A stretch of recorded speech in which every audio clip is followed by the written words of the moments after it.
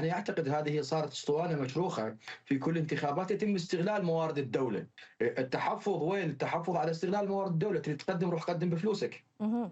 تريد تسوي شيء روح ادفع من جيبك، لا تروح على تتجاوز على املاك الدوله ومحرماتها. والله انت عندك المدير العام الفلاني ومدير القسم الفلاني تتحكم به سياسيا، يطلع لك محوله ويطلع لك كيبلات وتروح تقدم كهرباء وخدمه للناس وتقول لهم انا مسويها. انت مو انت مسويها، هذه جهود الحكومه، هاي فلوسنا بالنهايه.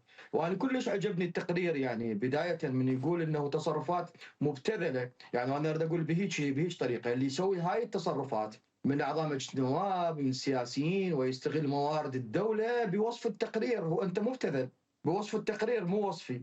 جاي نقول لك أنت مبتذل، وهاي رؤية الشارع العراقي ورؤية الناس لتصرفاتك، أنه هاي الأعمال هي مبتذلة باستغلالك لموارد الدولة اللي هي المفروض توصل بالتساوي، توزع حقوق الناس بالتساوي.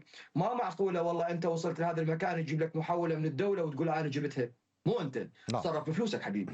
زين، بالنهايه هذه التصرفات توصل الى مراحل يعني اصبحت مقززه، وحتى الناس اصبحت تعرف هاي التصرفات. يعني قد يكون يعني يستغلوهم الناس، يعني مو تنتخبه في سبيل انه يجيب هذا الشيء ويسويه.